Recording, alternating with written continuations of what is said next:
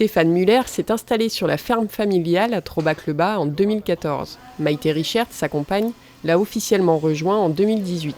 Lui était ingénieur informaticien de formation, elle a réalisé un master en écologie et environnement. Leurs cursus respectifs les ont conduits à repenser l'exploitation. Bon, quand je me suis installé, le premier objectif, ça a été de pérenniser la structure. On a continué à faire comme mes parents faisaient et petit à petit, en prenant mes marques, j'ai commencé à modifier certaines choses tout en gardant des choses qui nous paraissaient importantes. Par exemple, le fait que toutes les vaches ont un nom, ce genre de choses, c'est quelque chose qui date déjà de l'époque de mes parents qu'on a souhaité conserver.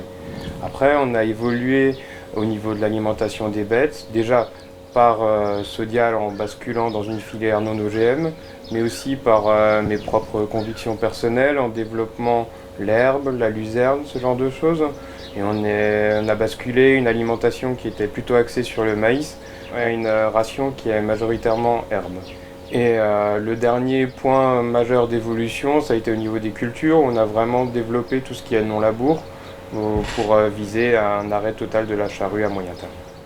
En 2015, l'idée de monter une fromagerie fait son chemin. Maïté suit alors une formation à l'ENIL, repart sur un BPREA et étudie le marketing, entre autres. Ils s'enquièrent de l'expérience de structures existantes et font également appel à un thermicien pour la conception du bâtiment qui verra le jour en 2018. C'est ainsi que les clients goûteront les premiers fromages début 2019. Donc le premier fromage qu'on a fait, la tuile du Sungo. Après on a développé le crémeux de marguerite. Donc là c'est un double crème, donc on rajoute la crème dans le lait de fabrication. Après donc on a toute une gamme de produits frais qui sont aussi bien beurre, crème, fromage blanc, fromage frais affiné. Là maintenant récemment on a développé une pâte pressée, donc une tome à la bière. Et après par rapport au planning de fabrication, disons qu'on est concentré sur le début de semaine, lundi, mardi, mercredi, jeudi, c'est les fabrications et après c'est plus le nettoyage. L'investissement total atteint les 200 000 €, financé pour partie par un financement participatif et par des prêts contractés auprès du Crédit Agricole et de la Banque Populaire.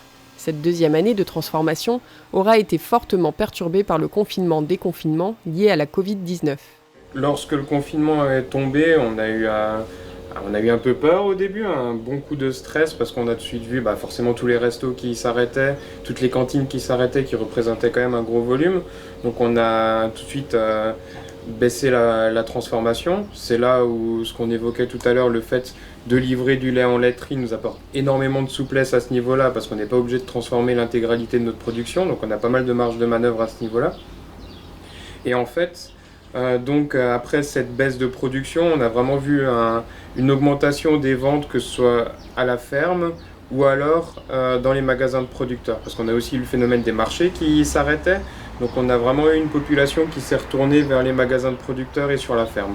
Donc là, on a eu une grosse augmentation des ventes. Et nous, on a adapté notre production en augmentant notre production. On peut le faire parce qu'on a des produits qui sont quand même sur des cycles courts, comme la tuile qui nécessite 2 semaines d'affinage, et le crémeux qui est plutôt en 10 jours et 15 jours. Donc on peut être très réactif à ce niveau-là, et donc on a augmenté les productions de ces produits-là, que ce soit le beurre, le fromage, en sachant que le fromage blanc, par exemple, on a diminué, parce que quand on n'a plus les cantines et les restaurateurs, c'est plus les mêmes volumes. Et ensuite, avec la fin du confinement, là, on recommence à rentrer dans un rythme un peu plus normal, entre guillemets. Mais vu qu'on est en été, les cantines ne rouvrent pas non plus, donc on est encore dans un entre-deux un peu différent. Et vu qu'on a très peu d'expérience, c'est notre deuxième année, on y va toujours à tâtons. Chaque semaine, on réfléchit à combien on va transformer la semaine d'après et on affine en fonction de la tendance du moment, tout simplement. La team Reutling, comme ils aiment à l'appeler, se compose en plus de Maïté et Stéphane de 3 salariés, Laura à la traite, Cyril et Émilie à la fromagerie. Les parents de Stéphane les aident aussi beaucoup et leur chienne Ourson apprend actuellement à rentrer les vaches. Après ces 2 premières années et alors qu'ils nourrissent encore plein de possibilités de développement, ils tirent déjà un premier bilan. Fatigant. C'est on avait négligé la charge de travail. Franchement, aussi bien on a fait des prévisionnels avec la chambre d'agriculture, avec le parcours à l'installation, etc. Mais on a négligé vraiment que c'était vraiment... Moi j'avais fait des prévisionnels, mais c'était impossible de faire tout ce que j'avais prévu, quoi. Enfin, c'était impossible et ça du coup c'est vraiment l'aspect le plus compliqué à gérer. Ouais, il y a un aspect qu'on sous-estime aussi énormément, c'est l'aspect administratif.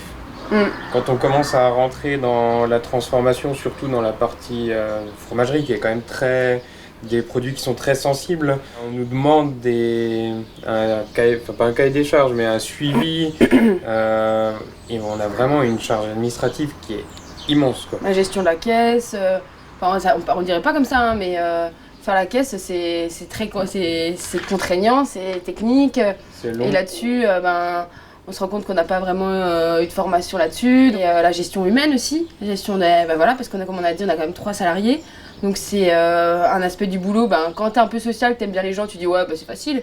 En fait non, gérer des gens c'est beaucoup plus compliqué que simplement bien s'entendre avec eux et partager un bon moment, quoi. Donc après, faut être honnête, c'est l'éclate, le contact avec les clients, les gens qui viennent, les compliments, les gens qui nous remercient pour ce qu'on fait, avoir toujours les mêmes personnes qui reviennent au magasin.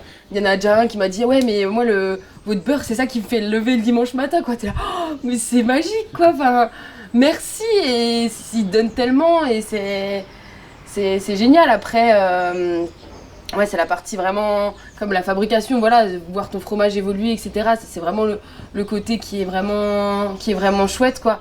Les fromages de la ferme Reutling s'achètent directement sur l'exploitation à Trobac-le-Bas et au sein des magasins L'Îlot Fermier à Hirzing, la lisière de la forêt à Largitzen, la ferme de Grumbach à Dürlingsdorf, les champs de Lille à Spechbach, la ferme du château à Pfastatt, Fraîcheur de Lille à Rülisheim, la fromagerie de Sauple-Bas, l'épicerie du Haut-Soulzbach et l'épicerie Épicois à Bernviller, en plus des marchés de Mansbach, Leimen et bientôt à Mulhouse au Münchberg.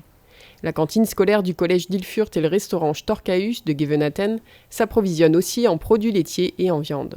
Après, il y a un truc que moi j'adore qui est en fait les boissons fermentées. Donc, il y a le kéfir de fruits, donc ça c'est avec de l'eau et des fruits, mais il existe aussi le kéfir de lait.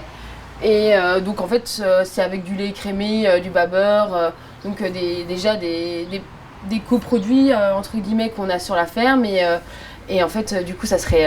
Moi, j'adore le côté fermenté, pétillant, frais pour l'été.